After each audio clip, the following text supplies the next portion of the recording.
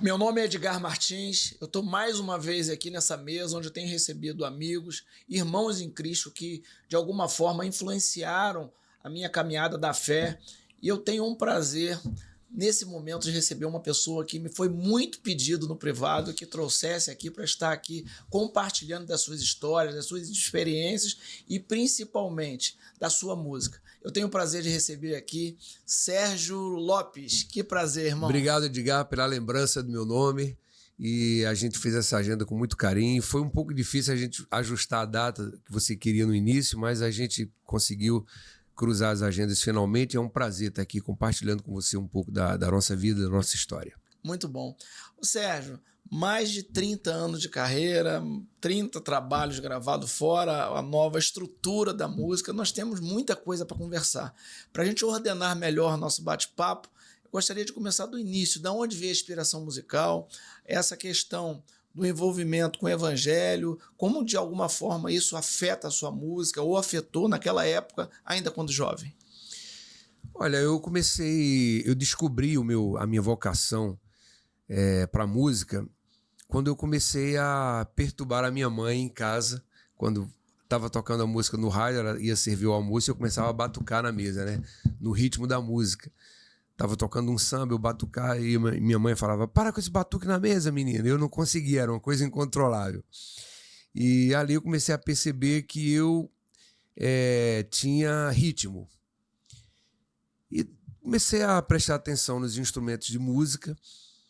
Tinha uma calota de fusca no quintal da minha casa, tinha uma mola, eu peguei essa mola, atravessei naquela calota e descobri que tinha o som de um reco-reco que eu tinha ouvido numa música de um grupo que cantava aquela música Não Posso Ficar Nem Mais Um Minuto Com Você. Tinha aquele reco-reco e eu descobri o som do reco-reco com aquela calota de fusca e aquela mola. Depois peguei uma lata d'água, descobri que tinha um som de tambor, do repique, né?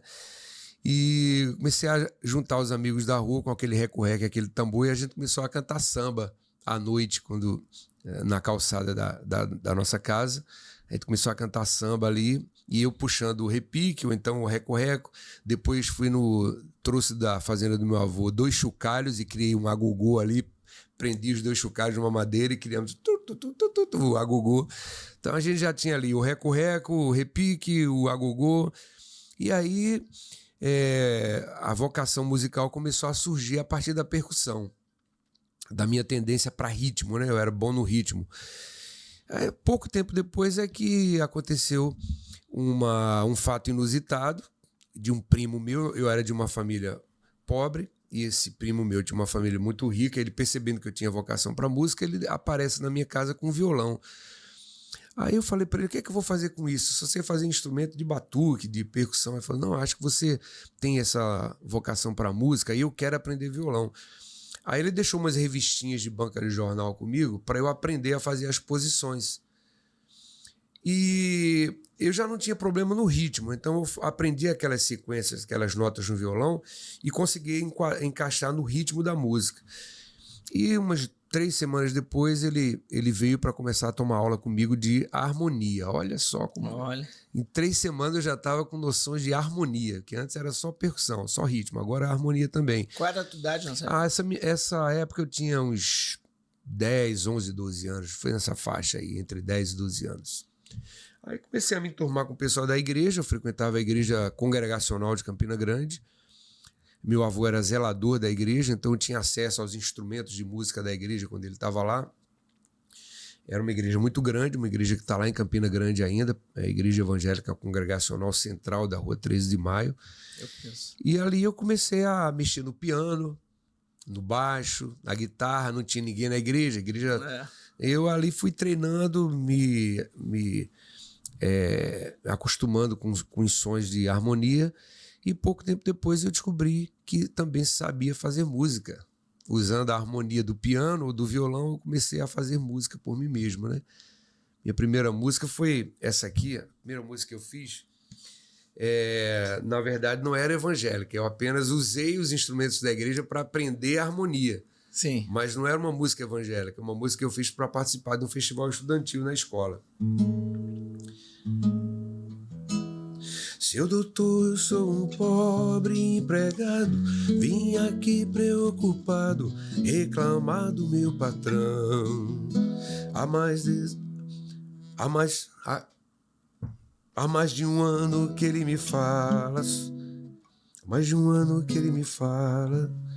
Ih, tá fugindo a letra. Seu doutor, eu sou um pobre empregado, vim aqui preocupado, reclamar do meu patrão. Há mais de um ano que ele me paga só metade, e pra não fazer alarde, não fui pra televisão. Mas tá aí o CPF, identidade e a carteira do trabalho, pega aí na sua mão. Vamos logo, por favor, vamos embora, que já tá chegando a hora de trincar o meu cartão. O meu nome é Zé da Silva, brasileiro, não descendo de estrangeiro, olha a documentação.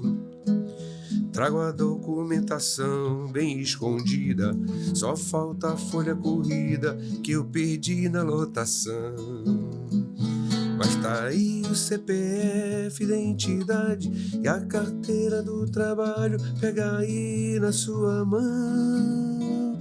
Quero ir ao Ministério do Trabalho, se o Senhor for ao meu lado, eles vão me dar razão. Foi essa música aí que eu fiz um festival na escola. Você vê um garoto com 12 anos de idade com essa mentalidade aí de composição, um nível social, né? Uma visão social do empregado, do empregador. Naquela época, com 12 anos, eu já tinha essa noção. Meu pai trabalhava, era empregado. Eu via as dificuldades de pagar as contas de casa, as discussões dele com minha mãe sobre prioridades para pagar, e comecei a prestar atenção na vida de um trabalhador. Aí criei essa música aí.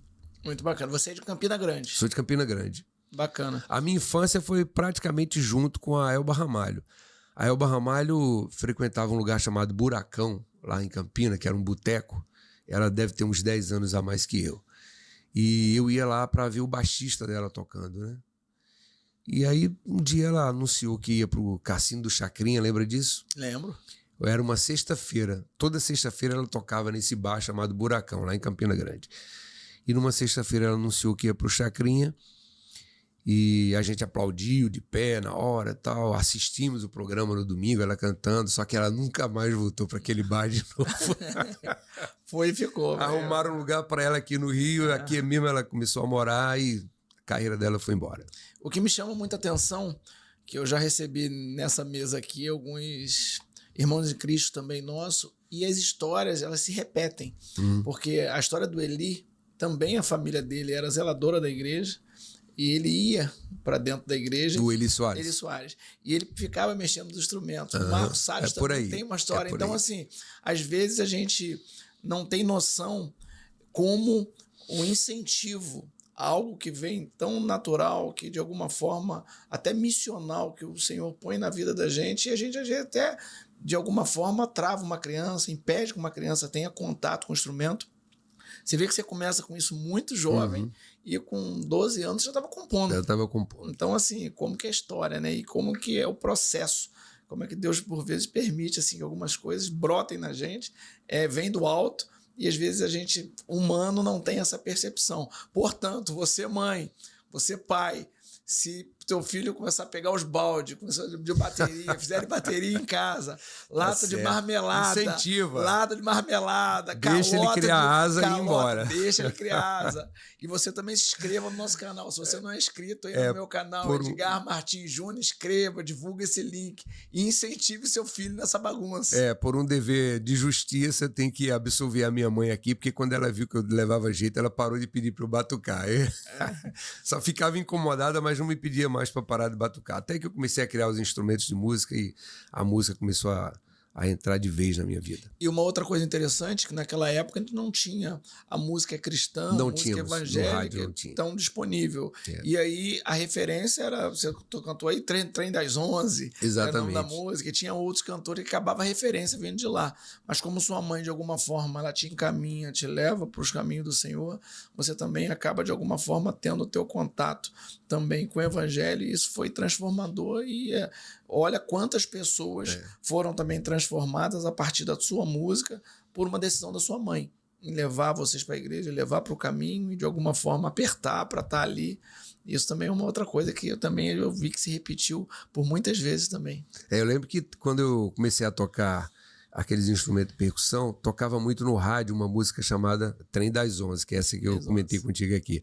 Não posso ficar nem mais um minuto com você. É uma música com uma letra inocente, não tem malícia nenhuma na letra, né? Mas quando a minha mãe me ouviu cantando essa música na calçada, ela correu lá. O que vocês estão tocando essa música? É uma música que eu ouvi no rádio. Vocês sabem como é que é o nome do conjunto que toca essa música? Eu falei, não sei.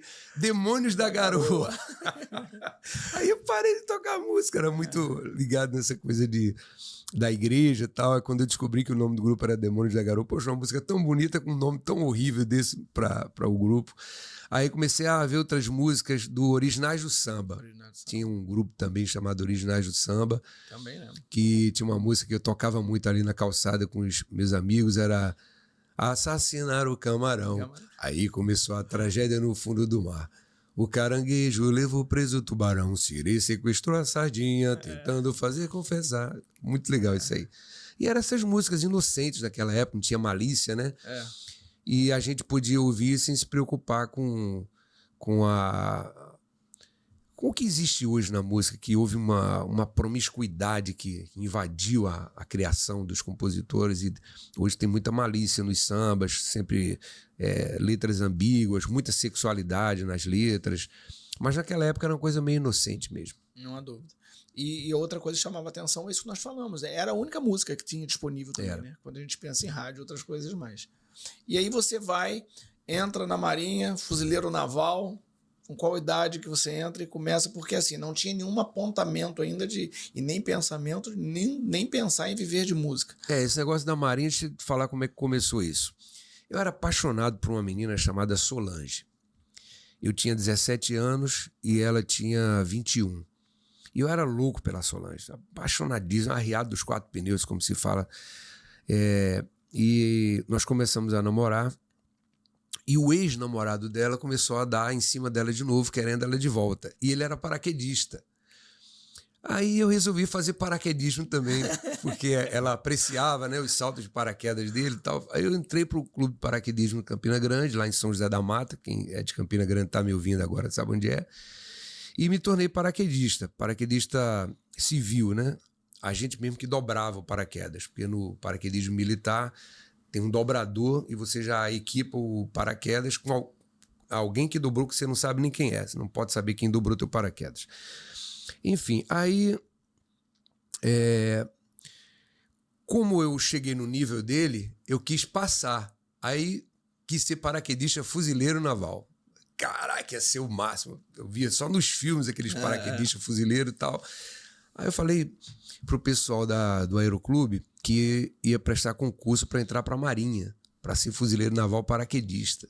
Aí todo mundo riu. É muito difícil, a prova tem que ser feita em Natal, era longe, 3 horas de viagem, você tem que fazer a prova lá, esperar passar. E eu fui para Natal, fiz a prova, passei, entrei para a Marinha, me tornei fuzileiro naval. E quando eu ia fazer inscrição para paraquedista, que ia ser a cereja do bolo, né? Voltar para Campina Grande com o brevet de paraquedista. Aí, na hora que eu fui fazer exame de vista, eu entrei de óculos.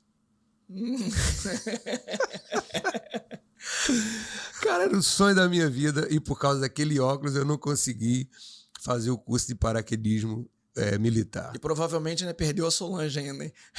Não, aí já perdi a Solange por outro motivo. Perdi a Solange porque, como passei no concurso de cabo lá em Natal, aí me transferiram para o Rio. E quando me transferiram para o Rio, a Solange voltou com o ex dela. Não sei onde ela está hoje, espero que ria um pouquinho vendo essa entrevista aqui. E depois eu conheci outra pessoa em Natal, enfim, aí mudou tudo. E na verdade... Mas a história de ter entrado para a Marinha foi por esse motivo. E na verdade a Solange provavelmente ela vai se sentir honrada, porque de alguma forma ela contribuiu para tudo. Contribuiu, toda claro. A história ela não sabe como ela desencadeou ela todo o meu destino, né? Como é que Deus usa, né? Deus usa. E aí você entra, vem para cá para o Rio e começa aqui no Rio, mas vem com outro objetivo de vida. O objetivo era fuzileiro naval, marinha, e vem para cá com 17 anos. E daí? Quando eu cheguei aqui no Rio, outros horizontes se abriram, né? Porque eu estava muito bem... eu era CDF, né? Não vou dizer o que significa CDF, mas quem está me ouvindo sabe o que significa. Eu estudava muito. E quando eu fiz o meu primeiro vestibular aqui no Rio, em 82, eu passei para Direito na Universidade de Santa Úrsula. E aí eu criei novos objetivos. Agora era me tornar advogado. E entrei para Santa Úrsula, comecei a fazer Direito e ao mesmo tempo me tornei membro da Igreja Batista Central de Copacabana e formamos um grupo ali de música, de louvor na igreja, e foi quando a música voltou a ser intensa na minha vida, foi com a formação dessa banda lá em Copacabana, lá na Batista. Mas aí meus objetivos mudaram, realmente mudaram. Ao invés de ser paraquedista, passou a ser o sonho de ser advogado. Sim, mas de que forma que a igreja ou responsáveis pela música da igreja descobre a sua aptidão ou você se aproxima dessas pessoas da igreja para usar assim o seu dom? Eu falo. Vamos lá, você está cavucando coisas da minha vida que eu tô lembrando aqui que são importantes relatar. Eu morava numa vaga na rua 7 de Setembro, eu servia na Marinha no quartel central ali na Praça Mauá e morava numa vaga. Sabe o que é morar em vaga? Sim. Sabe, né? Sim. Você tem uma cama no quarto, você paga para ter aquela cama e um lugarzinho para você botar sua mochila, suas coisas. E ali. Seja organizado, hein? E eu morava lá com a dona Zeni, ela tinha um apartamento na rua 7 de Setembro, 223. Eu morava ali no 7º andar, naquela vaga. E uma vez ela recebeu uma visita de um pastor e eu estava lá no quarto com o violão tocando um hino. Aí o pastor, tem um crente aí, ela falou, tem um rapaz da Marinha aí, ele toca violão. Aí o pastor foi lá falar comigo no quarto, ouviu eu cantando a música. Aí falou, meu filho, você está frequentando alguma igreja? Eu falei, não. Você quer conhecer a nossa igreja? Eu falei, onde é? Aí fui lá em Copacabana no final de semana, conheci a igreja, gostei, me turmei lá com a turma. E eles estavam sem baixista. E baixo era um instrumento que eu aprendi a tocar e que me dediquei quando eu estava lá em Campina Grande ainda na igreja, nesse período aí dos 13 aos 17 anos, antes de entrar para a Marinha, essa história que nós pulamos, eu me dediquei ao estudo do contrabaixo. Certo. E como nessa igreja de Copacabana não tinha baixista, falei, pastor, posso tocar baixo aqui na igreja. Aí comprei um baixo, comecei a frequentar a igreja tocando contrabaixo. Então essa banda que nós formamos na Batista Central de Copacabana era Edivaldo Novaes no teclado, Eli Miranda na guitarra, Fernando Henrique na bateria e eu no contrabaixo. Aí depois chamamos a Léa Mendonça, lá no início tudo, né? E formamos aquele grupo ali para participar de um festival e começou por ali a minha vocação nessa área de música. Uma outra coisa interessante que a gente está relembrando a história e lembra o que tinha. Aliás, começou a vocação, não, começou a introdução na música profissional ali. Uma outra coisa que era muito comum naquela época eram os festivais, né? Muito comum. Tanto, e talvez até espelhado pela música secular, pela música popular, e depois começou também no nosso meio ele acontecer. E aí você vai participar de um festival. Eu participei de vários festivais, tanto de música popular como de música sacra. O primeiro festival que eu participei, eu inscrevi aquela música que eu te mostrei, aquela música que eu cantei aqui do Seu Doutor, Sou um Pobre Empregado, e no meio das músicas que foram enviadas, tinha música do Fagner, tinha música do Chico Buarque, que foi quem ganhou esse festival onde eu inscrevi a minha música. Mas aqui no Rio, quando eu formei esse grupo em Copacabana, aí eu participei de um festival de música sacra que teve no Teatro Princesa Isabel.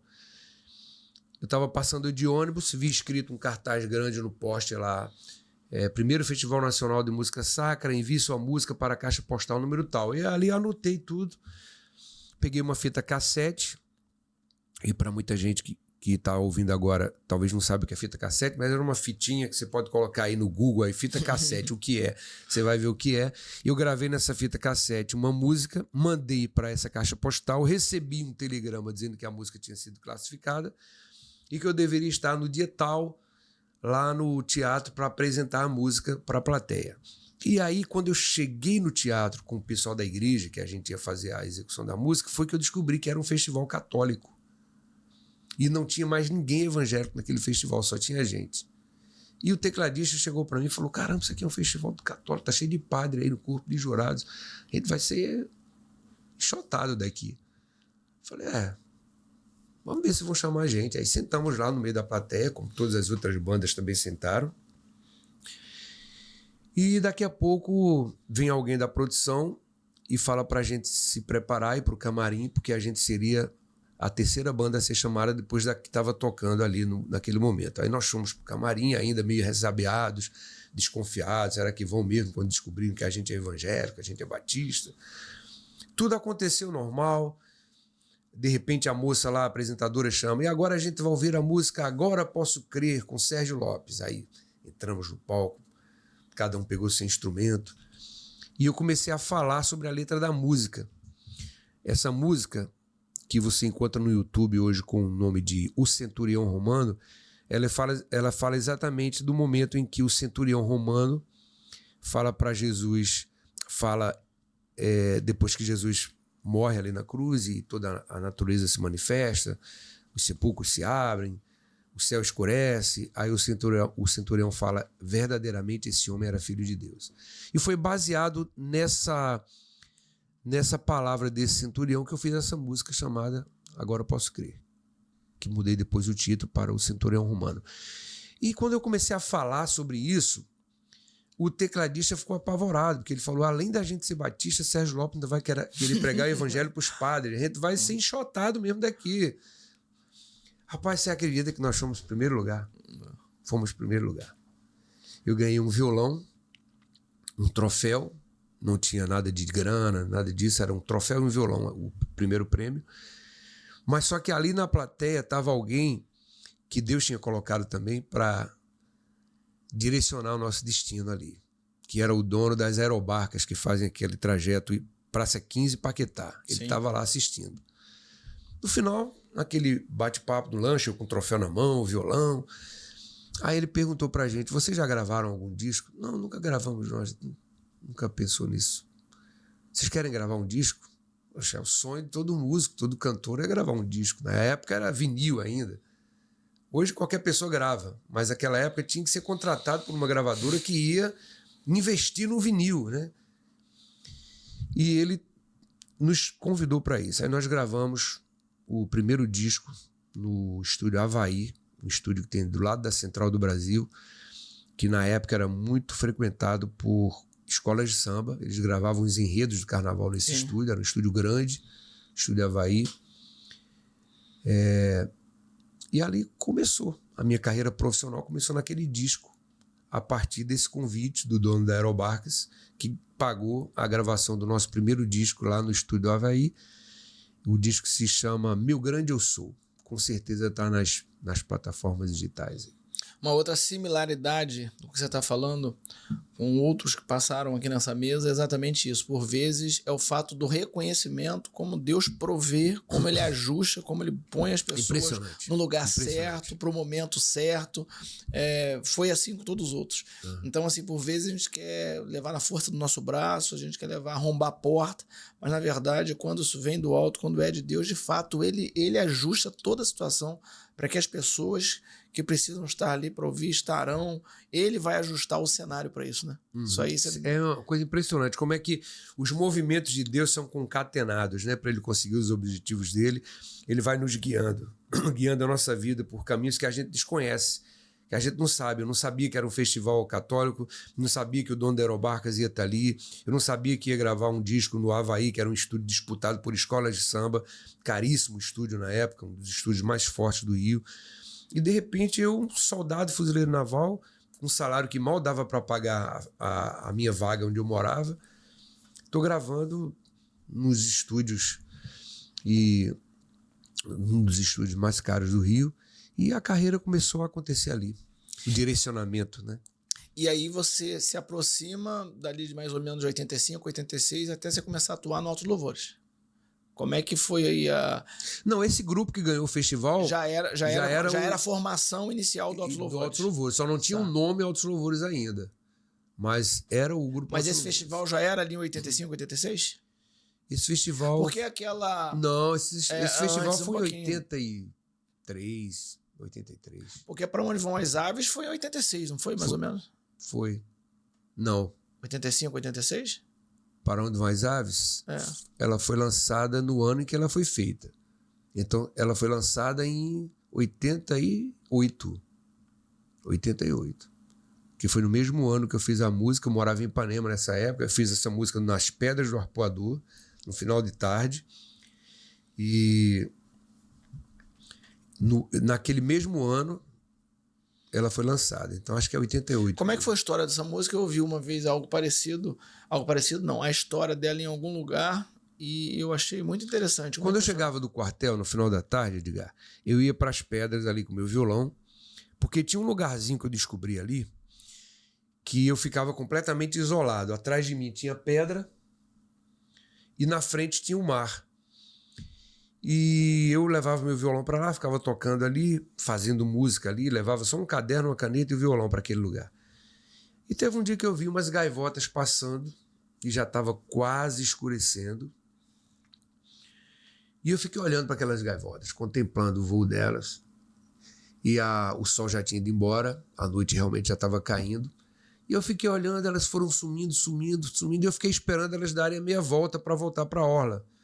Porque na minha cabeça de, sei lá, de poeta, eu fiquei pensando que logo ia escurecer e quando elas voltassem iam ver aquele monte de postes acesos na orla e fiquei pensando como é que elas vão saber para onde exatamente elas vão ter que ir para passar a noite se tem aquele monte de postes tudo igual. Fiquei com a imaginação voando.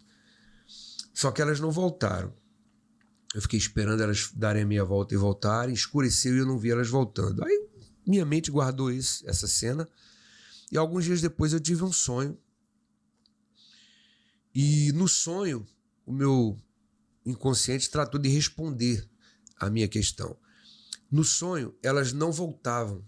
Na verdade, quando elas estavam indo, quase escuras, elas estavam indo para uma ilha que eu não conseguia ver de onde eu estava, mas elas lá de cima viam a ilha. E como eu não vi essa ilha, eu fiquei pensando, para onde elas estão indo na direção do mar? Se já está escurecendo, elas têm que procurar segurança em terra firme. Aí o sonho me respondeu, não, elas não vão voltar. Elas estão indo para uma ilha que você não está vendo, que você está embaixo, mas elas estão em cima. E elas conseguem ver a ilha lá na frente, depois da linha do horizonte. Aí eu comparei a vida do crente com a vida do homem sem Deus.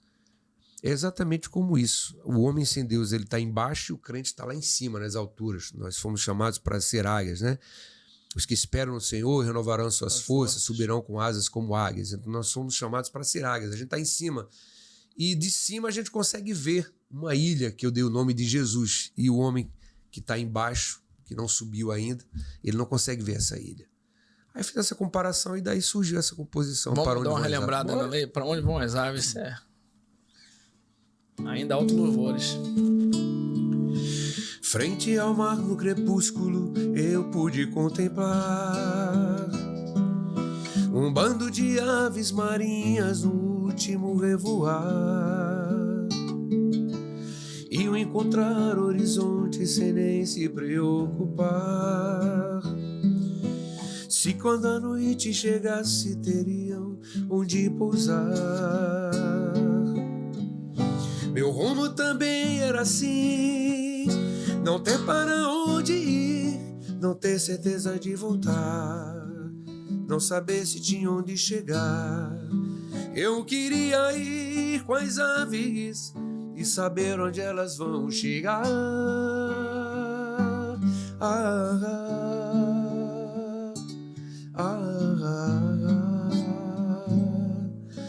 Foi assim pensando que ali eu adormeci.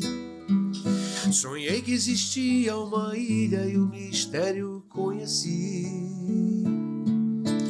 Quando acordei vi o sol que nascia e logo avistei que as aves marinhas voltavam cantando mais uma vez.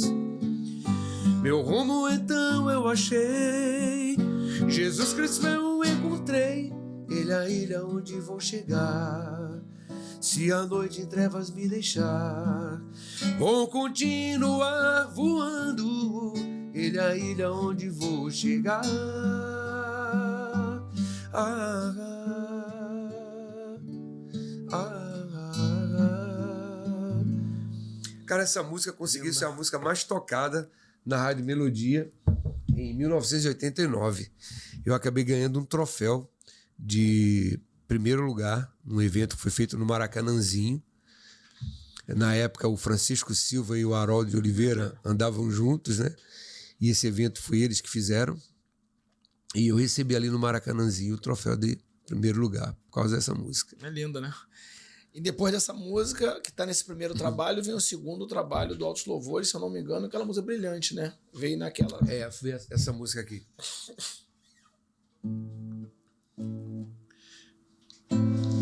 Foi tão triste ver no teu olhar a dor que ali sentias,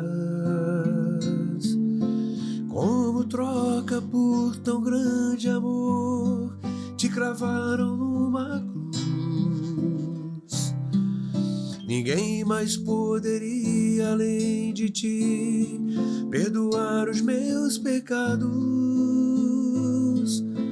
com autoridade garantir vida eterna e paz.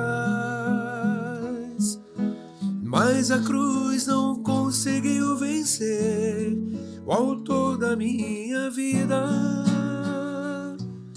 Aleluia, Cristo reviveu, entre nós vive outra vez. Novamente eu posso adorar em espírito e em verdade, declarar de novo meu amor a Jesus, meu Rei, meu Salvador. Essa música foi que fez a minha carreira acontecer. Que estava nesse segundo trabalho, Brilhante, né? No segundo, exatamente. Eu acredito que todos os cantores, sem exceção, tanto no Brasil, quanto lá fora, quanto na Idade Média, quando no começo dos tempos, quando a música começou, até o dia de hoje, 2024, todo cantor acontece por causa de uma música. Uma música. É um sopro divino sobre alguém. E essa música faz essa pessoa aparecer para o mundo, né? Todos os cantores, se você pensar aí, começaram com uma música. Todos. Roberto Carlos, detalhes. Todos começaram com uma música. E essa música foi a que começou a minha carreira, Entre Nós Outra Vez. Essa música é cantada até hoje, nos cultos de Santa Ceia. Essa música é cantada. Quanto tempo tem? Tem 35 anos que eu fiz essa música. E eu canto em todos os eventos que eu vou. Até hoje ela é pedida. E a maior percepção da aprovação, mas não só da aprovação, mas como perpetua a carreira é exatamente quando a música fica, né? Exatamente. Pegando anos depois, uma música parece que foi feita por momento. Essas músicas, no momento que marcam, elas não passam, elas não ficam antigas, elas não são músicas velhas. Elas são as músicas. A roupagem parece que foi uma música que foi feita no ano 2024. Exatamente. Isso talvez seja o que mais chama a atenção dessas músicas, né? Uhum. E aí passa esse período de Altos Louvores, e aí tem uma decisão de você seguir carreira solo. Isso na época se deu. Não. Eu não decidi fazer carreira solo. Eu decidi parar com música para me dedicar ao curso de Direito. Então explica. Eu saí do Altos Louvores porque eu queria... Em que ano? Em 89, 88. Em 1988, justamente com o lançamento recente da música Brilhante, dessa música Entre Nós Outra Vez, eu me empolguei com o curso de Direito, já que tinha passado no vestibular, e eu resolvi sair do grupo. Foi um desespero, né? Porque o grupo começou a ter agendas por causa dessas músicas e, de repente, eu chego pro líder do grupo e falo, não dá mais para mim, eu vou me dedicar realmente ao curso de Direito e vou parar com música. Você tá louco? Não, eu vou cantar só na igreja. Vou cantar só na igreja mesmo e vou... Eu tinha o objetivo de ser um grande advogado, esse era o foco central da minha vida, eu queria ser um grande advogado, e eu achava que a música iria me atrapalhar, e por isso que eu tomei a decisão de parar com música. Eu não saí do grupo Altos Louvores para fazer carreira solo. Sim. Eu saí para parar. E um ano depois que eu saí, 2 anos depois que eu saí, em 1990, eu estou abastecendo num posto de gasolina lá na Vila da Penha. Tem um carro na minha frente e eu saio do carro para esticar as pernas, sei lá. E quando eu saio, eu escuto o cara gritando: Sérgio Lopes! Era um negão altão, forte, pastor Melquisedeque. Eu não conhecia ele. Ele, Sérgio Lopes, eu olhei para ele e falei: sou eu. Aí ele correu para cima de mim, me agarrou, me abraçou, me levantou. Rapaz, eu não acredito que eu estou te vendo aqui. Olha, eu fui no ensaio do Altos Louvores com um empresário de São Paulo para te achar. E a gente foi para o ensaio do Altos Louvores, lá em Jardim América. E um rapaz cantou a música sua, mas o dono da gravadora de São Paulo falou que não era essa voz que ele tinha ouvido lá em São Paulo, era outra voz, porque era o Marquinhos Gomes que estava cantando minha música, mas o Marquinhos tem uma voz diferente da minha. Sim. Aí o dono, o empresário que se chamava Orlando, depois que terminou o ensaio, ouviu o Altos Louvores cantar essa música Entre Nós Outra Vez, ele falou: mas engraçado, a voz que eu ouvi lá em São Paulo não foi a voz desse garoto. Aí o pessoal falou: então foi do Sérgio Lopes, ele saiu do grupo. Como assim? Saiu porque ele foi tentar carreira solo? Não, ele saiu para estudar direito. Aí ele colocou o pastor Melquisedeque, ele voltou para São Paulo e deixou o pastor Melquisedeque aqui no Rio encarregado de me achar. De me achar. Ele disse para mim que perguntou pro pessoal, pro líder do grupo Altos Louvores onde eu morava, e o líder não sabia onde eu morava. Disse para ele que não sabia onde eu morava. Aí ele ficou me procurando por osmose, né? Porque não tinha noção de onde ele podia me achar. Não tinha, não tinha celular na época, não tinha nem celular, nem tinha WhatsApp. Aí ele me achou nesse posto de gasolina. Por isso que ele ficou desesperado quando ele me viu. Porque já fazia 2 anos que ele estava me procurando. Aí ele fez uma ligação para o empresário de São Paulo, o Orlando. O cara pegou uma ponte aérea, veio para o Rio e ele não me largou. Ele foi comigo até em casa, seguindo meu carro, porque ele não queria perder a oportunidade de me perder. E ele ficou... Não, já existia celular, não existia WhatsApp, existia celular. Então ele ficou passando SMS, né? SMS. Passou SMS pro cara falando onde eu estava. Tem que vir para a Vila da Penha e orientando o Orlando para chegar do Santos Dumont à Vila da Penha, do aeroporto de Santos Dumont até chegar em Vila da Penha, orientando. Pega a Avenida Brasil, tal, não sei o quê. Até que ele chegou lá, eram 10 horas da noite, quando ele chegou lá em casa. A gente tinha se encontrado no posto de gasolina às 6 da tarde, já era 10 da noite, e ele conversando comigo, esperando o Orlando chegar. Quando o Orlando chegou, ficamos conversando até 2 da manhã para ele me convencer a gravar um disco, porque eu falei para ele que não queria mais saber de música, que música não dava futuro para ninguém, que aquele era um hobby que eu tinha, mas que eu não tinha mais tempo para hobby, porque além da minha carreira militar, que eu pretendia ser oficial, tinha também a intenção de ser advogado. Era muita coisa já para minha cabeça, eu não ia me envolver com hobby. Aí ele insistiu, cara, até 2 horas da manhã, e eu já estava impaciente, já tinha servido janta, já querendo dormir, já no dia seguinte ia cedo pro quartel, e ele não saía daquela casa, estava com o carro alugado lá, e ele, às 2 da manhã, ele fez a cartada final. Ele falou: olha, vamos fazer o seguinte, você não quer gravar porque vai se ocupar, a sua faculdade é de segunda a sexta. Que tal a gente gravar somente nos sábados? Você grava uma música cada sábado. E aí eu falei, para gravar no sábado até dá. Mas eu criei um obstáculo terrível para ele. Eu falei, eu só gravo se for no estúdio da Imai Odeon. E quem estava gravando na Imai Odeon naqueles dias era o Legião Urbana. Era um estúdio caro, era o estúdio top em Botafogo. Né? Aí ele pensou, aí onde é esse estúdio? Eu falei, em Botafogo. Imai Odeon está gravando agora Paralamas de Sucesso, Legião Urbana, estão gravando lá. Só gravo só nesse estúdio. Era para ele desistir, porque os estúdios onde se gravava música evangélica eram estúdios caseiros. Pedrinho Braconô gravava em casa, na Rua Toneleiros. E era um dos top naquela época. Aí o cara vai e pede Imai Odeon. Aí ele Eu topo. Aí eu, putz, tem que inventar outra dificuldade pra ele desistir. Ele tem que desistir. Você vê como eu tava focado no curso de Direito. Eu não queria saber de música mesmo. Aí eu vou inventar mais um obstáculo para ele. Falei, olha, tem que ser no Emael Odeon e o produtor tem que ser o Pedro Braconô. O Pedro Braconô, na época, era o produtor mais caro, porque ele tinha a ocupação dele com o Rebanhão e o pouco tempo que ele tinha livre para ele fazer produção, ele cobrava caro. Mas levava para o estúdio os melhores músicos que tinha naquela época. Aí ele, eu topo também. Você nem sabe o preço que ele vai te cobrar? Não, o banco.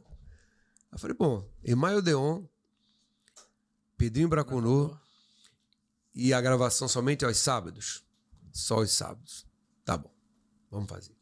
Mas eu fiz com interesse numa grana que ele me dá para fazer essa produção. Ele, no dia seguinte, mandou a grana para minha conta e aí eu comecei a acionar o mundo, né? Pedrinho, fui para Emael Odeon, aluguei o estúdio, contratei um técnico chamado Amaro Moço, muito bom, que estava mixando na época grandes discos aí de música popular, e gravamos o CD Nossos Dias. Cara, quando esse CD saiu... Era toda música autoral? Tudo música autoral. Quando esse CD saiu, esse cara, Orlando, espalhou esse disco, CD não, disco, vinil, não era CD. Ele espalhou esse vinil pelo Brasil inteiro, cara. Pelo Brasil inteiro. Eu achava que ia ser só uma graninha que eu ia ganhar para trabalhar nos sábados, mas o cara fez um escândalo nacional com aquele disco.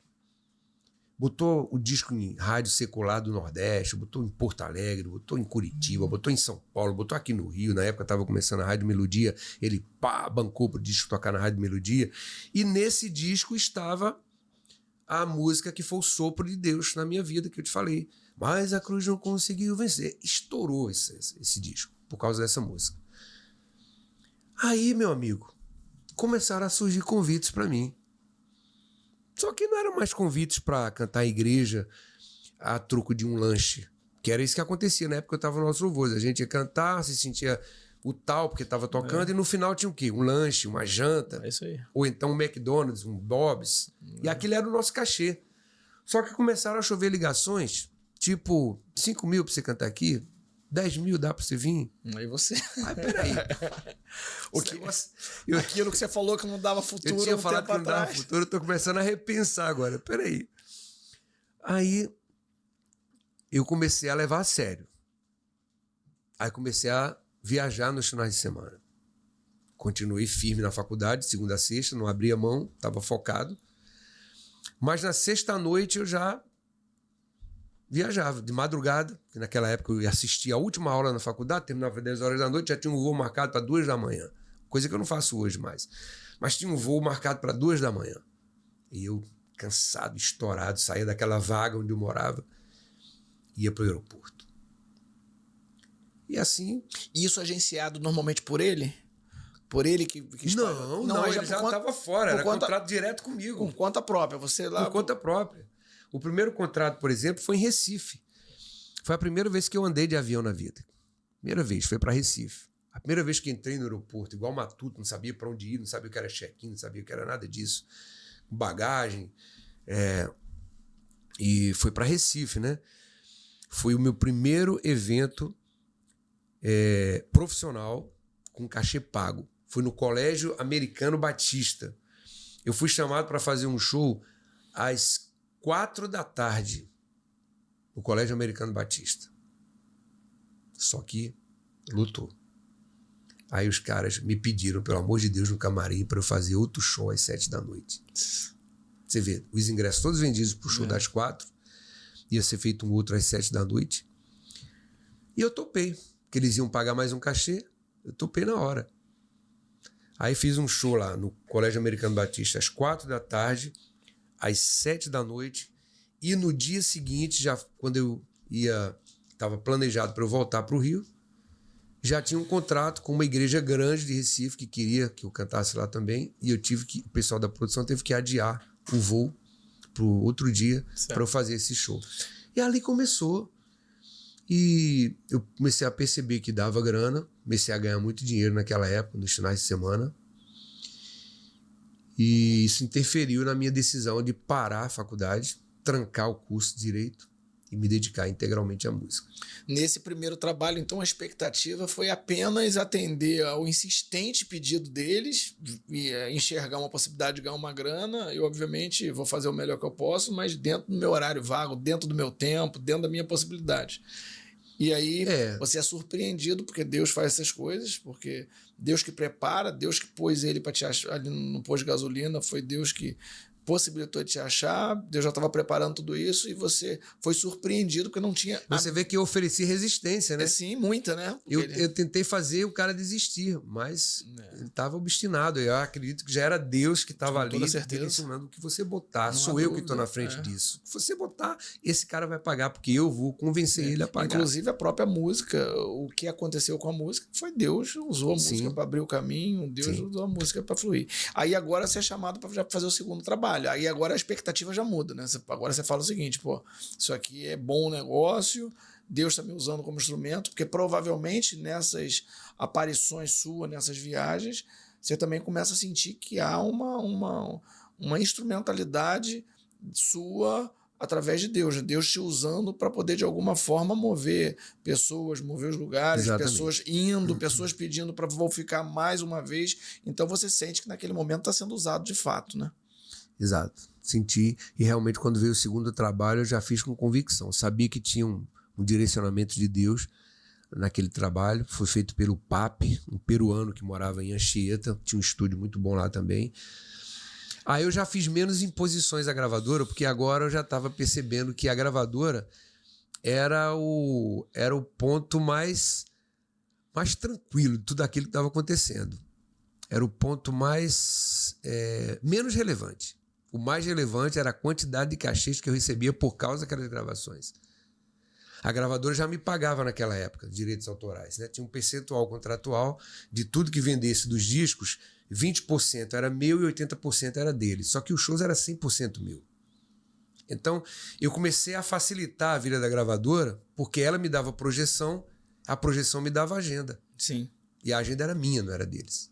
Eles nunca interferiram na minha agenda. Tentaram, mas nunca permiti que as gravadoras interferissem na minha agenda. E esse segundo trabalho que vem a música Te Amo.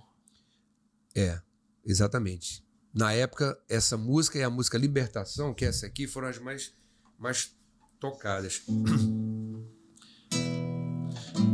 Quando tudo parecia ter chegado ao fim e eu não tinha a menor esperança de ser feliz,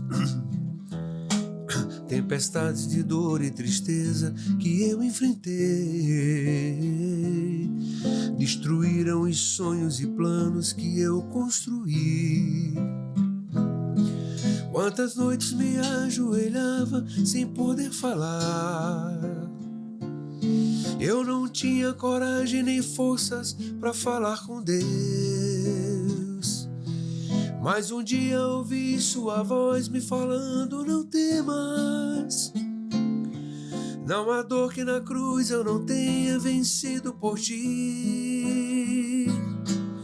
O sangue de Cristo liberta de todo pecado. A cruz do Calvário é o começo da nossa vitória. A palavra de Deus é a nossa arma de guerra. E o poder de Deus nos garante a vitória final. Essa música foi super bem executada na época nas rádios. E a música Te Amo também. Te amo. Cada dia que eu vivo mais te amo. Incluíste minha vida nos teus planos. E hoje vivo para falar do teu amor. Essas duas músicas foi que fizeram esse segundo trabalho acontecer. No segundo trabalho, na época, tinha um cantor muito famoso na Argentina, chamado Polo Negrete. Sim. E o Polo Negrete tinha um estilo de cantar parecido com Julio Iglesias, que estava estourado no mundo todo, né? Só se tocava Julio Iglesias nas rádios. E aí o Orlando se interessou em distribuir o CD, o disco. Não posso usar CD porque nessa época ainda não era CD. O Orlando se interessou em distribuir o disco do Paulo Negrete aqui no Brasil. Aí fez uma troca com a gravadora da Argentina. Eu mando o Sérgio Lopes para ir com músicas no estilo do Paulo Negrete, do Julio Iglesias, e vocês me dão a matriz, o direito de explorar a matriz do Paulo Negrete aqui no Brasil.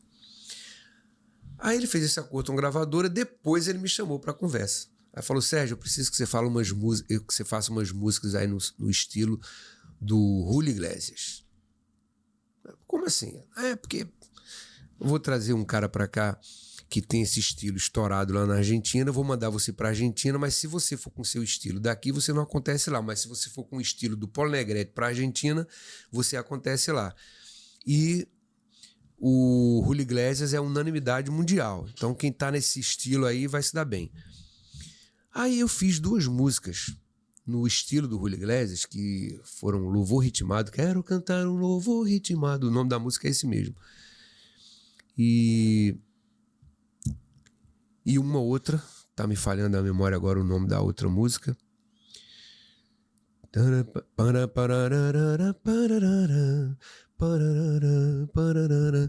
Gravei essas 2 músicas. Olha quem era o backing vocal. O backing vocal dessas 2 músicas: Matos Nascimento, Rose Nascimento e o Tuca Nascimento. Os 3 foram o backing vocal dessas 2 músicas. Tinha tudo para estourar, né? A música era boa, era no ritmo Julio Iglesias, com um vocal desse, aconteceu nada. Ali eu tomei minha primeira lição na vida. Quando você tem um estilo, cara, faz o teu.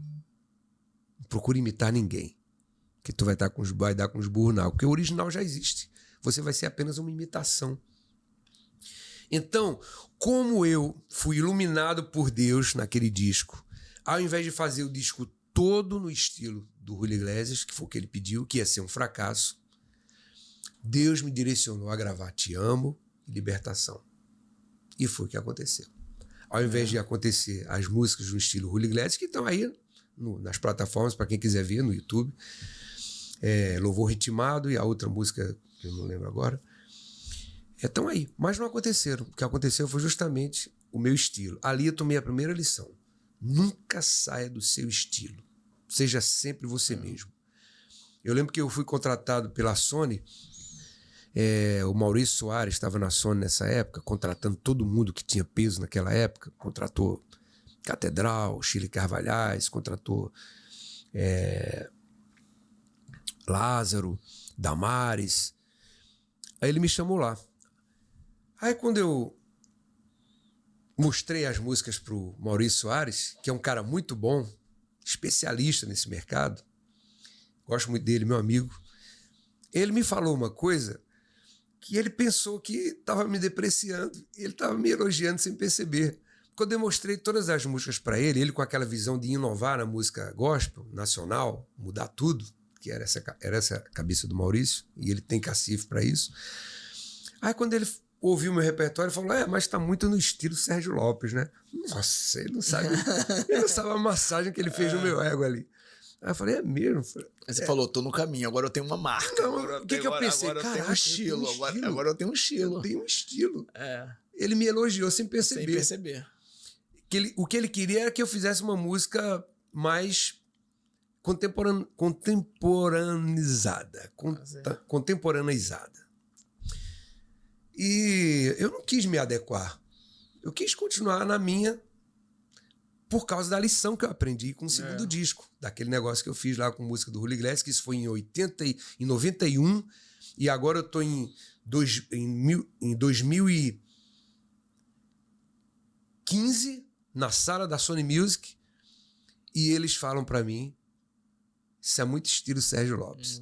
Aí eu vi que toda aquela caminhada valeu a pena. Sim. De eu ter desistido de atender os apelos, de mudar de estilo para me adequar ao sucesso mundial e continuar sendo Sérgio Lopes. Isso me manteve até o dia de hoje. Sim. O mesmo estilo, sem mudar. Então o Maurício, sem querer, ele me elogiou ali. Não há dúvida. Acabei fechando com ele um contrato de 3 anos com a Sony, mas mantendo o meu estilo, que foi o disco Coração Discípulo, que eu fiz um contrato de período, né? 3 anos depois o disco voltava para minha mão, como voltou. Hoje ele me pertence. Os cantores normalmente fechavam um contrato com a Sony e o trabalho era propriedade da Sony.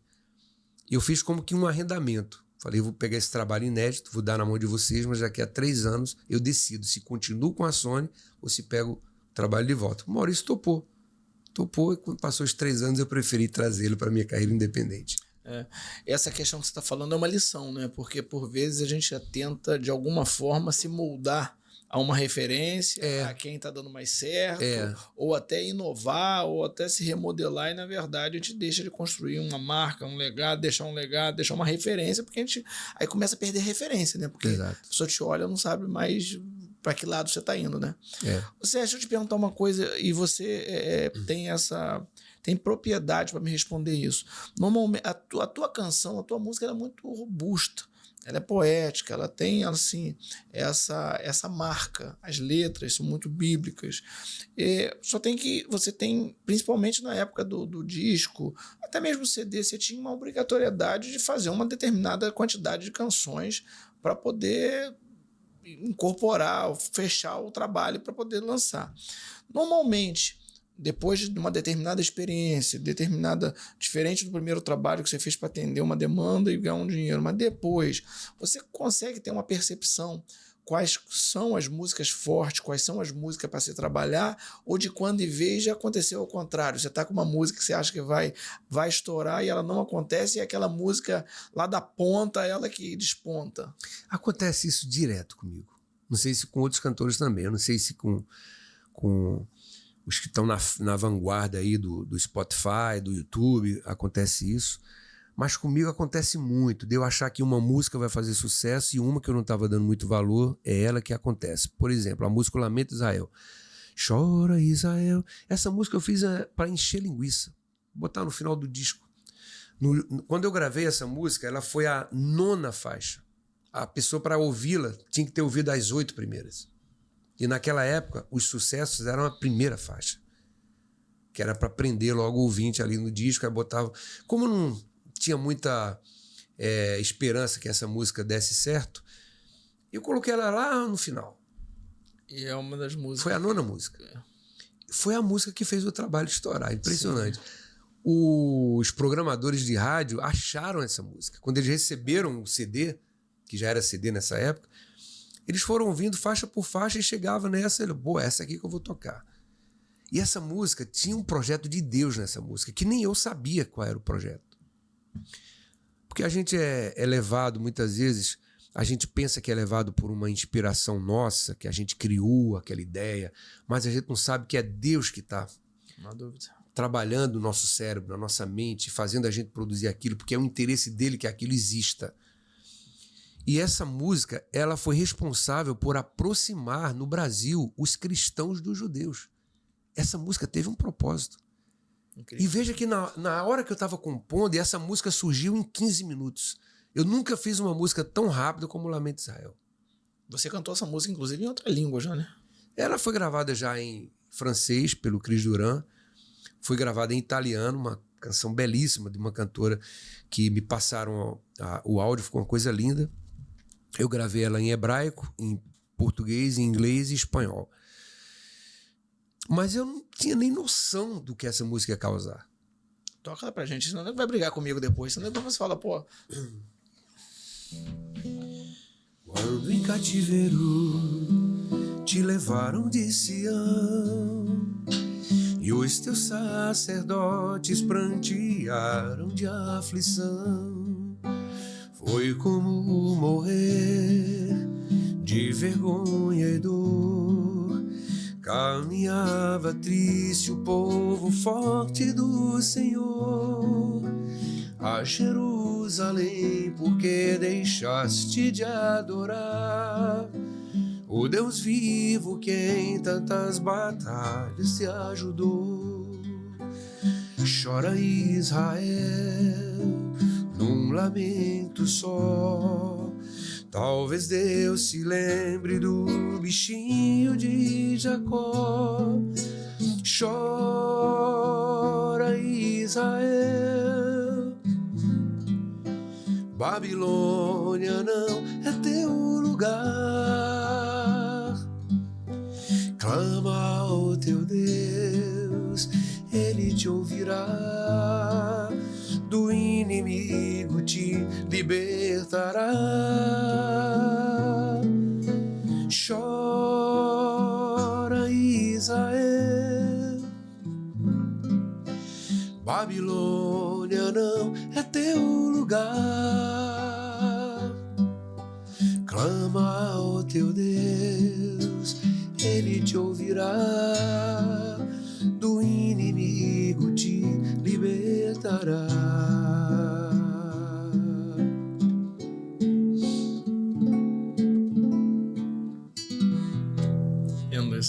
Lamento de Israel. Essa música eu fiz rápido.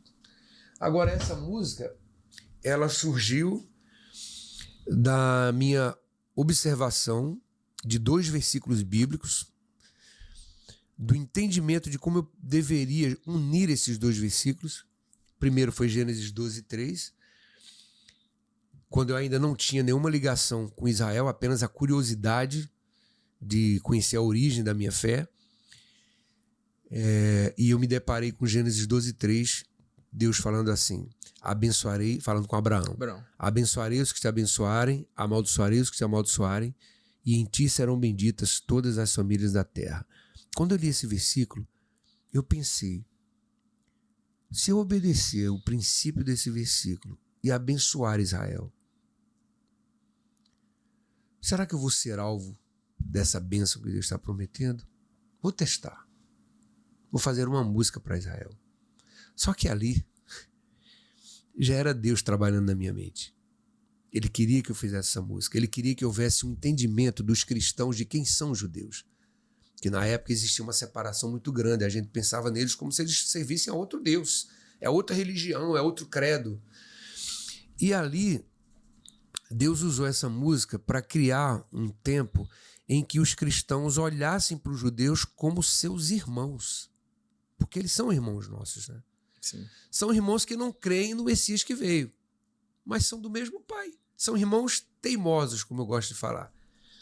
Eles têm um interesse em nós, que é o interesse comercial, de que a gente vá para Israel, que a gente gaste dinheiro com turismo, que a gente se hospede no hotel deles, que a gente compre as joias deles, que os cristãos botem dinheiro aqui no nosso país. Venham para o nosso turismo. Eles têm esse olhar para nós, um olhar capitalista para os cristãos. Mas eles rejeitam o nosso credo. Eles não creem que Jesus é o Messias. Eles ainda esperam Jesus. Porém, são nossos irmãos. Eu tenho 2 filhos. Eu tenho 3 filhos homens em casa. Um deles é muito obediente. O outro é teimoso. Os 2 são meus filhos. Eu amo os 2 da mesma forma. O que eu concluo com isso? Que Deus nos ama como cristãos, como ama os judeus. Ambos são filhos dele, só são diferentes. Um é teimoso, que nem uma mula. Continua não crendo que Jesus já veio aqui, que já foi na cruz. Eles acham que aquele era um blefe, que o Messias não veio ainda. Sim. Então, isso não faz eles deixarem de serem filhos de Deus. Então, nós somos irmãos. Apenas nós somos os mais obedientes, os que creem que Jesus já veio. Que aquele sacrifício que foi feito lá em Jerusalém, Deus não vai se repetir. Aquele não foi um impostor. Porque se Jesus fosse um impostor, se viesse agora o verdadeiro, o que a humanidade ia falar? Mas isso que esse verdadeiro está fazendo, um impostor já fez lá atrás. Então Deus não iria deixar que um sacrifício previsto nas profecias de Isaías fosse cumprido por um impostor. E os judeus não abriram os olhos para isso. E foi por isso que eu compus uma música chamada Não Existirá Calvário Outra Vez, abrindo os olhos dos judeus sobre isso.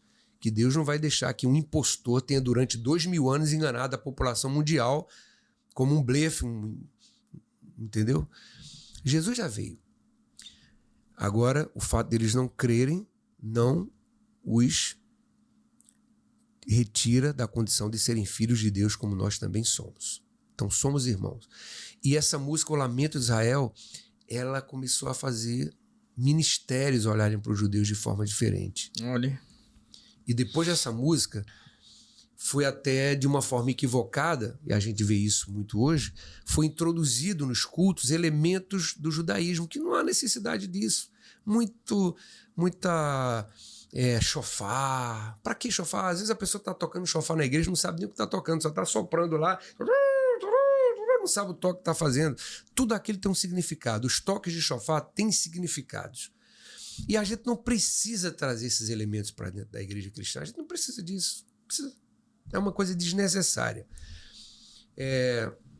Os judeus até riem disso, porque os cristãos trazem esses elementos para dentro das igrejas evangélicas sem saber o real significado daquilo. Aí você vê as tribos de Judá dentro das igrejas, os estandartes das tribos, né? Toque de chofar, começando o culto. Isso já é um exagero. A única coisa que Deus queria naquele momento era que os cristãos entendessem que nós somos irmãos, com visões diferentes do Messias, mas sendo irmãos e filhos do mesmo Pai. Então, essa música se prestou a isso. O entendimento de Gênesis 12:3 me trouxe essa luz. E quando eu li Isaías 41:14... Fechou. Ali o povo de Deus está no cativeiro de Babilônia, e Deus, através do profeta, manda um recado dizendo assim, Isaías 41:14, não temas, ó bichinho de Jacó. Na tradução revista e corrigida, Almeida Revista e Corrigida, que é a melhor tradução. Não temas, ó bichinho de Jacó, povozinho de Israel. Eu te escolhi, assim diz o Senhor, e o teu Redentor é o Santo de Israel. Então eu juntei a vontade de fazer alguma coisa para abençoar os judeus com essa mensagem, esse tratamento carinhoso de Deus chamando o povo dele de bichinho de Jacó, e fiz essa música, O Lamento de Israel, juntando esses dois elementos. O interesse de abençoar Israel através da música e o tratamento de Deus para esse povo, chamando eles de bichinho de Jacó. Isso você está falando dessa história dessa música é muito interessante, porque a nossa música ela não é entretenimento, ela não é para passar tempo. Ela, de fato, ela tem que apontar para a cruz, ela tem que ter um objetivo de levar todo aquele que é filho para uma reflexão, de apontar para a cruz. Então, assim, por vezes, se nós não tivermos com a noção plena do qual o objetivo daquela canção, a gente pode se perder, principalmente você que é um compositor reconhecido todos esses anos, sabe disso muito melhor do que eu estou falando. Isso me leva a uma pergunta. Eu lembro que na minha adolescência, aí, jovens, eu cresci ouvindo principalmente a melodia falando Sérgio Lopes, o poeta Sérgio Lopes, poeta Sérgio Lopes, poeta Sérgio Lopes. Quem foi o primeiro que começou? Da onde saiu esse slogan? Da onde saiu esse adjetivo? Da onde saiu esse apontamento Sérgio Lopes, poeta? A ponto de eu ir uma vez, há 25 anos atrás, ouvir você tocar numa igreja, estava lá, poeta Sérgio Lopes. Isso foi o Eliel do Carmo. Eliel do Carmo, um locutor do Rio, da Rádio Melodia, um grande amigo. E ele prestou atenção na letra de uma música minha, uma música chamada A Cruz, em que eu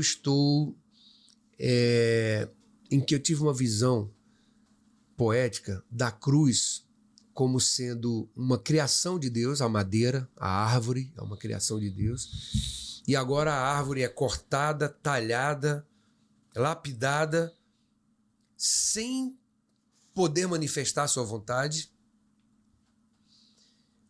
para prender o seu próprio Criador. Então, na minha visão poética, o homem conseguiu fazer a natureza ir contra o seu próprio Criador na crucificação. Porque se a cruz pudesse falar, ela ia falar, eu não quero carregar ele, eu não quero prender ele, eu não fui feita para isso. E aí eu tive essa visão poética e fiz a música A Cruz. Olhem essa cruz, esse madeiro inerte inocente à espera de alguém. Não imagina a sorte que o destino lhe guardou, de machucar e envergonhar seu próprio Criador. Ó terrível cruz, sobre teu lenho a profecia hoje se cumprirá. Sangue de um homem inocente hoje te manchará. O carpinteiro que te fez sobre ti morrerá. Mas não te entristeças, É necessário que essa dor seja sentida, por essa morte há de nos ser dada a vida. És inocente do instante que vais revelar. Existe um povo que acredita nesse homem que levantarás. É o verdadeiro Jesus Cristo, não te entristeças mais, pois em 3 dias nosso Cristo voltará. Então era um diálogo meu com a madeira. Entendi. Com a madeira que estava prendendo o criador dela sem poder dizer não. A madeira não fala, não manifesta a sua vontade. Então, era uma brutalidade que estavam fazendo com a madeira de obrigá-la a prender o seu criador. Aí, dessa visão poética, o Eliel inventou esse negócio de me chamar de poeta e foi ficando. E provavelmente na visão do Eliel, mesmo que tenha partido dessa música, não se deu só por conta dessa música. E depois, até porque só uma música não seria talvez responsável de botar esse adjetivo em você. Até hoje todo mundo lhe conhece dessa forma. Portanto, você que nos acompanha, que não sabia o porquê que Sérgio Lopes, ou quem colocou a primeira vez o adjetivo dele de poeta, saiba que foi nosso irmão Eliel do Carmo. Agora, uma outra pergunta que vocês não têm a resposta ainda. Por que Sérgio Lopes carrega esse chapéu todo tempo? Portanto, se inscreva no nosso canal, divulga esse link nosso. Se você não é inscrito, você vai ter essa resposta. Sérgio Lopes, por que o chapéu? Eu vou dar 10 segundos para eles se inscreverem. Então, para se inscrever no canal e ativar o sininho. 10, 9, 8, 7. Já se inscreveu? 5, 4, tá se esgotando o tempo. Se inscreveu? 3, 2, 1, 0. Obrigado pela sua inscrição no canal do Edgar. Deus te abençoe, que esse canal seja bênção na sua vida. Na minha primeira viagem a Israel, que foi em 97, eu perguntei ao Eli Ben Nun, que era o guia que estava nos levando para todos os lugares lá, por que eles usavam chapéu e kippá. Por que vocês usam chapéu e kippá o tempo todo? O Eli olhou para mim e não me respondeu. Segundo dia, nos encontramos de novo. Olhei para ele e perguntei, Eli, por que vocês usam chapéu e kippá?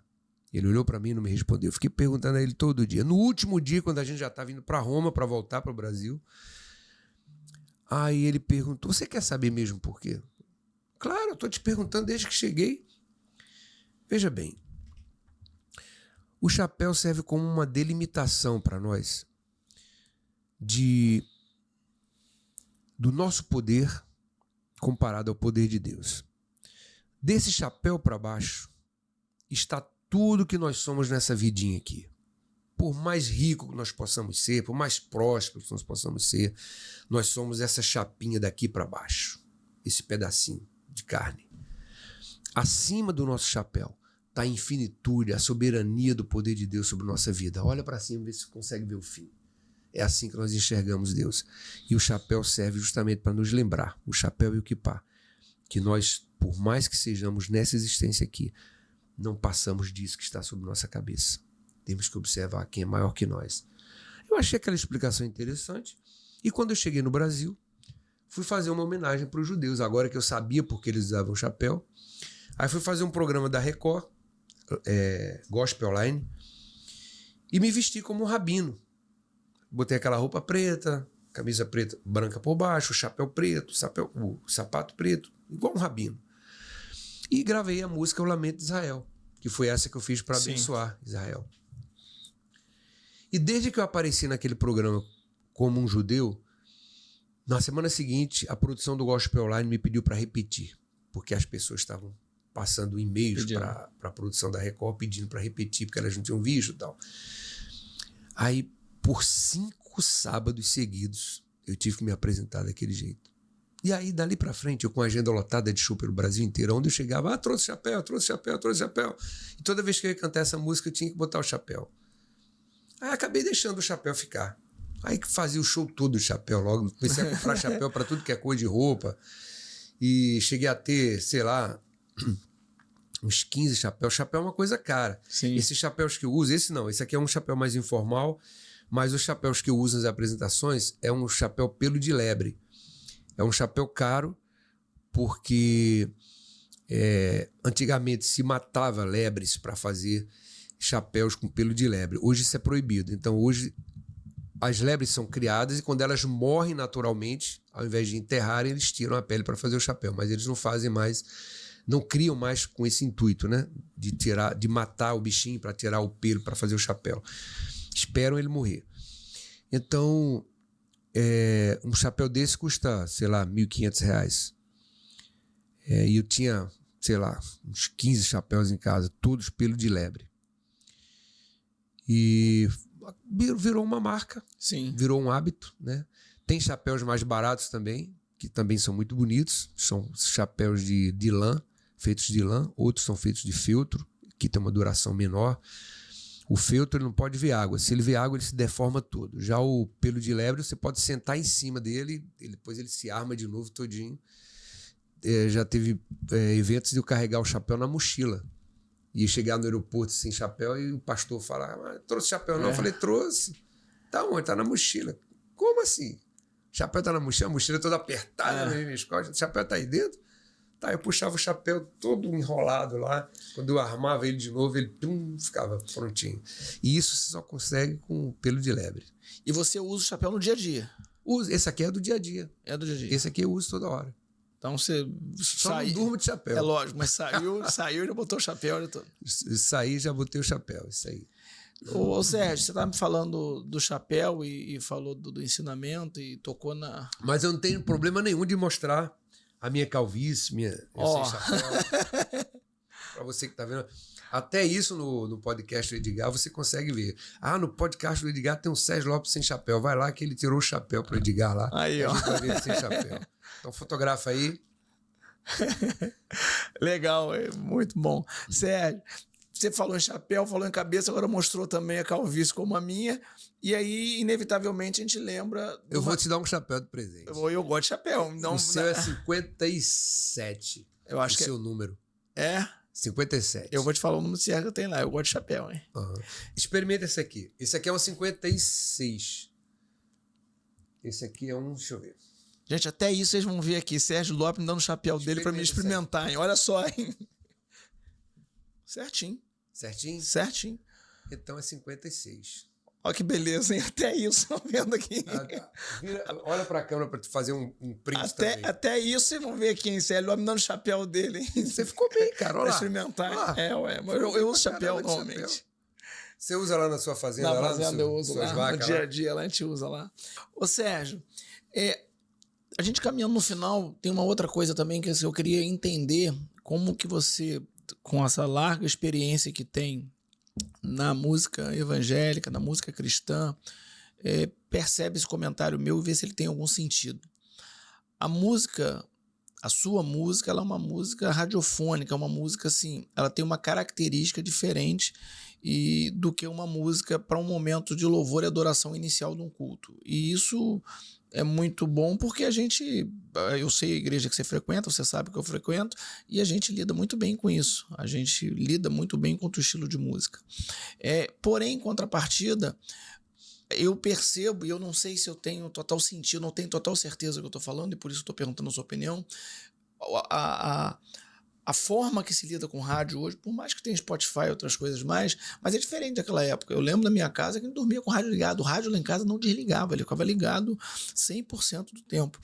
E me parece que o Sérgio Lopes, que começou há 30 anos atrás, 35, e outros mais, não perderam força, muito pelo contrário. A caminhada, a jornada foi, de alguma forma, fortalecendo, o Senhor foi aprovando, e isso hoje, o teu nome é um nome forte como é hoje.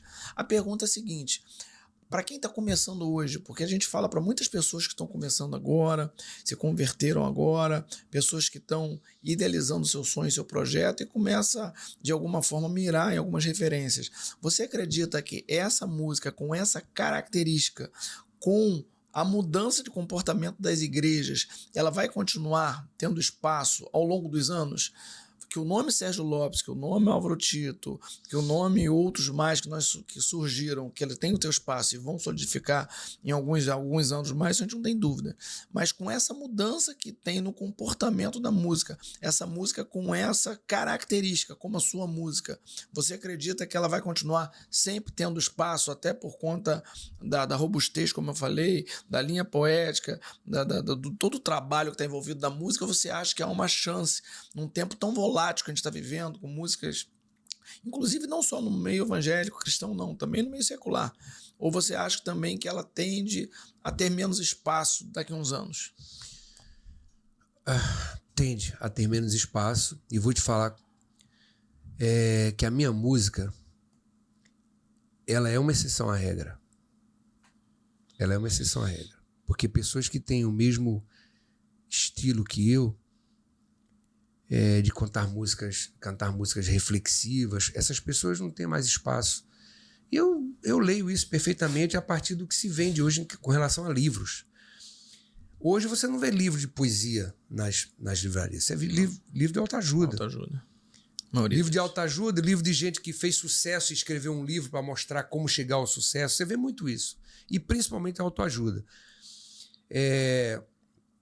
A música poética, a música reflexiva, ela não tem espaço.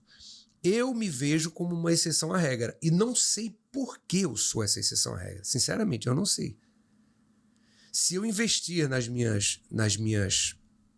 no meu YouTube, como os cantores que estão lá em cima investem, eu conseguiria chegar perto de onde eles estão, ou talvez no mesmo nível de onde eles estão. Eu estou falando de quem? Estou falando de Gabriela Rocha, estou falando de Isadora Pompeu, estou falando do topo. Como que a minha música chegaria lá? A minha música do Sérgio Lopes chegaria lá com muito investimento de impulsionamento nas plataformas digitais, de impulsionamento no YouTube, porque as pessoas que ouvem a minha música, elas acabam gostando. Mas eu não posso incentivar outras pessoas a fazerem música como eu faço, porque eu acho que elas não terão espaço por causa dessa nova onda de músicas que está sendo implantada agora no meio. São músicas consumíveis, músicas que têm um tempo para acabar.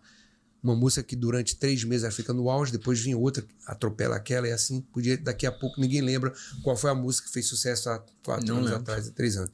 Aí eu tô te falando de uma música que hoje em dia é cantada na IC, que é a música Mais a Cruz Não Conseguiu Vencer, que é a música que eu te falei que foi o sopro de Deus, que começou a minha carreira, e todo cantor tem uma música assim, e ela permanece, e vai permanecer mesmo após a minha ida. Eu vou morrer e vão continuar cantando. Tem crianças hoje, se você ver o meu Instagram, cantando minhas músicas. Tem postagens no meu Instagram de crianças de 8 anos cantando música. Sim, como? Então essas crianças vão acabar dando uma longevidade a essa música que eu faço, que eu considero uma exceção à regra. Agora, de onde vem essa exceção à regra? Por que a minha música é exceção à regra? Porque a minha música não vem de um método sensorial para captar a atenção de pessoas, não tem neurociência na minha música. É uma música que vem de sofrimento mesmo, de perdas que eu tive, de experiências que eu tive, que outras pessoas também têm no dia a dia. Eu consigo passar essas experiências para a minha música, e a pessoa se identifica com a minha música porque ela também viveu aquilo. E as músicas que estão sendo feitas hoje para consumo são músicas de frases de efeito. Sim. A pessoa que fez a música muitas vezes não sabe falar o Salmo 23. Você perguntar como é que começa o Salmo 23, o cara não sabe. Mas a música dele está com milhões de views no YouTube. Se você perguntar quais são os 4 evangelhos da Bíblia, o cara não sabe. Então você acha que essa percepção minha, ela tem um sentido? Ela provavelmente... Ela tem, mas eu não aconselho ninguém. Eu não posso dizer que o meu estilo é um estilo comercial. O meu estilo se tornou comercial por ser uma exceção à regra. Ele não é comercial. Às vezes eu tenho a tentação de querer que fosse, mas isso é uma vaidade. Aí eu venço essa vaidade. Não, deixa como eu tô. Tem pessoas que fazem música sem nenhum conteúdo bíblico, e estão bombando no Spotify. É. Aí se você chegar para essa pessoa e perguntar quantos evangelhos tem a Bíblia, ela vai dizer, tem 66, como eu já vi. E o entrevistador ficou sem graça. Não perguntei quantos livros tem a Bíblia, perguntei quantos evangelhos. A pessoa não sabe que são 4. Não sabe que são Mateus, Marcos, Lucas e João. Ele não sabe. E essa geração é que está fazendo essa música consumível. Que daqui a pouco vem outra e atropela ela e entra um outro sucesso estourando nas rádios. Todo dia a gente vê na rádio Melodia, 10 músicas são tocadas. Daqui a um mês serão outras 10. A gente tira até para essas rádios, que foram as mesmas rádios que projetaram vários de vocês. A gente vê essa volatilidade hoje. Volatilidade, exatamente. A gente vê dessa forma. Eu não tenho... Eu até penso em fazer um curso de composição. Eu já comecei a fazer um curso de composição. E nesse curso de composição, eu vou mostrar como que eu componho a partir do que eu vejo na Bíblia. Como é que é a visão que eu tenho do ladrão da cruz? Qual a visão que eu tenho de Lázaro naquele dia? Como é que eu chego a compor uma música falando de uma coisa que não está escrita na Bíblia, mas que é tão provável, é tão sincada com o que está escrito na Bíblia, que a pessoa mesmo diz, isso aqui não está escrito na Bíblia, mas ela não tem como dizer que não está. Porque é o óbvio que eu estou falando ali. Só que o óbvio que, se fosse colocado na Bíblia, o livro ia ficar desse tamanho. Então, Deus inspirou os servos dele para que resumissem, né? Só que isso que foi suplantado da Bíblia é justamente onde eu vou, que são os pontos humanos das pessoas que passaram por aquelas experiências. O que Lázaro sentiu no dia que Jesus estava sendo crucificado? Ele que tinha sido ressuscitado por Jesus e não podia estar ali perto de Jesus, assistindo o sofrimento de seu amigo, dizendo para Jesus, eu te amo, eu não estou junto com a multidão que está gritando, mata ele, crucifica ele, solta o ladrão e mata Jesus. E ele não podia estar ali para dizer, Jesus, eu não estou fazendo coro com eles, eu quero que você não sofra, que não passe por isso. Lázaro não podia estar ali mostrando pelo menos a solidariedade dele com Jesus. Por quê? Porque os judeus estavam procurando ele para matá-lo também. Esse detalhe, as pessoas não... Só um louco, um poeta como eu, vai atrás desses detalhes. Aí eu descobri lá em João 10, e os principais sacerdotes estavam procurando Lázaro para matá-lo também, porque por causa dele muitos judeus voltavam crendo em Jesus. Por isso que Lázaro não estava ali na cruz com Jesus. Aí eu fiz a música A Dor de Lázaro, que significaria o sentimento de Lázaro por não poder estar ali com Jesus. Então, esse curso eu estou fazendo, já estou construindo um curso de composição, e vou mostrar nesse curso que qualquer pessoa pode compor. Tem gente que fala de vocação. É uma vocação. É vocação, mas se você quiser adquirir essa vocação, você tem como adquirir. E eu vou dar todos os caminhos para você adquirir isso. Legal. Mas eu preciso saber tocar um instrumento. Não precisa tocar instrumento. Você pode compor sem nenhum instrumento. Só com a sua voz. Com toda gravador. Com toda certeza vai ter muitas pessoas. É o meu desafio atual. Porque é um outro engano, né? A gente acha que tem que ter só a vocação, mas às vezes só com a vocação a gente, inclusive, em algum momento, a gente não tem o capricho, que eu vejo, inclusive, que você tem em outras áreas. Por exemplo, eu vejo você tocando com banda, e banda boa já tem muitos anos. É uma coisa que você não abre mão. Então, essas coisas precisam não olhar apenas a vocação, mas olhar também a excelência, a busca por fazer o melhor, para entregar o melhor louvor, a melhor adoração, não só para Deus, mas primeiramente para Deus, mas também as pessoas que estão ouvindo, né? As pessoas querem ouvir o melhor. Isso é um ponto bastante relevante. Ô Sérgio, a gente caminhando para o final, tem uma pessoa que está me pedindo para não deixar de tocar a música, pelo menos um pedacinho, se você puder, naturalmente, O Rei e o Ladrão. Mas antes de a gente tocar O Rei e o Ladrão, eu queria que você depois passasse para a gente, por mais que você seja muito conhecido no Instagram, mas a gente está falando com um público diferente, pode ter pessoas querendo, mas como é que eu faço para contratar uma prefeitura? Como é que eu faço para achar o Fábio, que é o cara que agenda isso? Você podia passar os teus contatos para o pessoal que está nos assistindo, como é que a gente pode... Qual é as maneiras de se encontrar o Sérgio? Obrigado por essa oportunidade de divulgar as minhas redes sociais. Mas antes de responder, só para complementar a sua pergunta anterior, quando eu falei que não aconselho as pessoas a seguirem o meu estilo, eu vou te falar porque eu disse isso. Parece uma coisa contraditória, mas é que eu recebo muitas músicas de pessoas que dizem: fiz uma música no seu estilo, estou mandando para você. Mas é muita música que eu recebo. pelo direct do Instagram, pelo WhatsApp. E quando eu vou ver a música, é um estilo que eu sei que as rádios não vão tocar. O cara acha que tá no meu estilo, mas ele não foi fundo na história do personagem como eu vou. Entendi. Então ele pensa que tá fazendo uma música no meu estilo, mas não está. E se eu incentivar essa pessoa a dizer, não, essa música tá linda, bota pra frente, investe nela, eu vou estar jogando ele pro buraco, porque não vai acontecer. Mas eu não posso falar isso pra pessoa.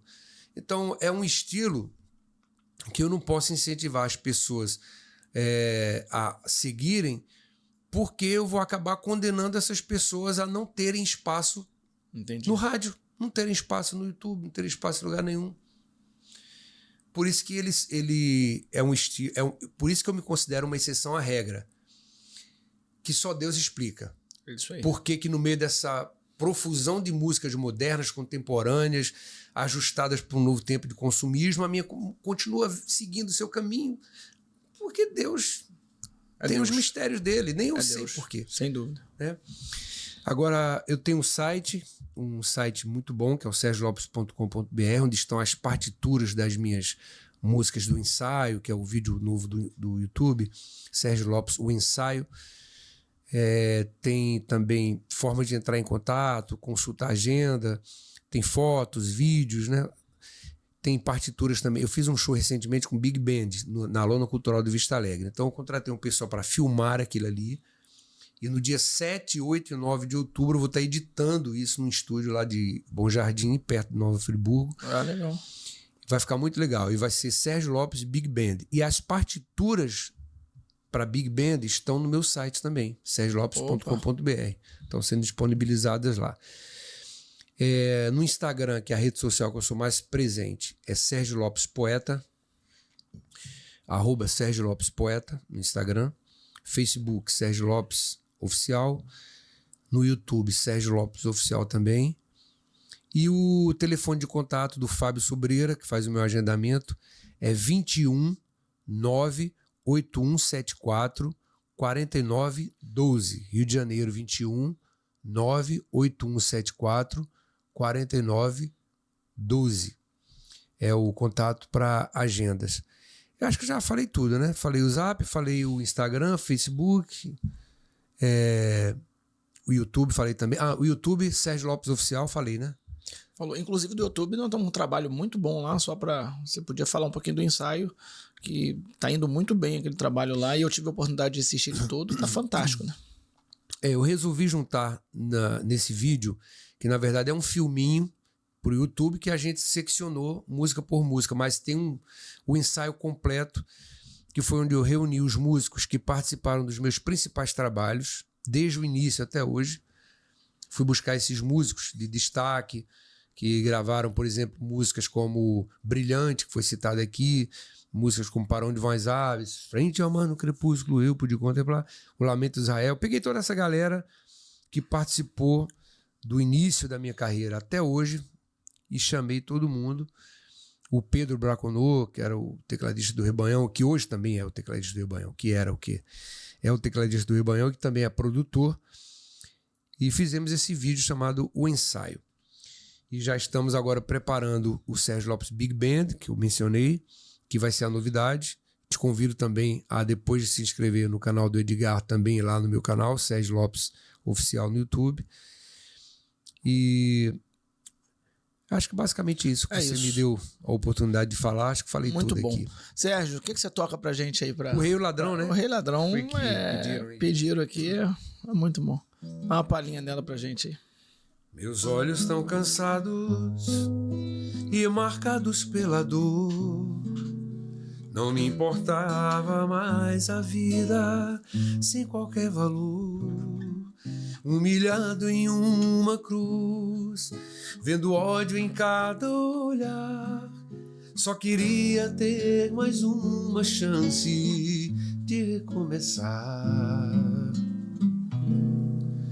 Tentei num grande esforço contemplar na outra cruz quem era aquele homem que chamavam de Jesus, que comigo dividia ali solidão, vergonha e dor, porque tantos lhe odiavam e outros lhe davam amor. Teu olhar me fez estremecer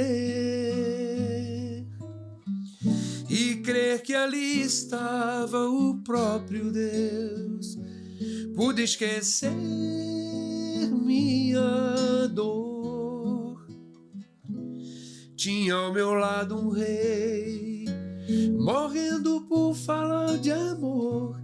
Na luz do teu olhar, senti o teu perdão. Lavaste com teu sangue meu coração. Sei que esse amor não tem fim. Creio que és filho de Deus. Ninguém jamais me olhou assim. Quando entrares no teu reino, lembra de mim. Teu olhar me fez estremecer em meio a tanta dor, tentando me dizer: eu te escolhi, filho meu. Ainda hoje no paraíso comigo estarás.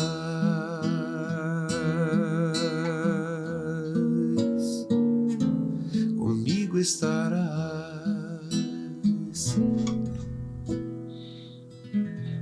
Lindo, muito lindo.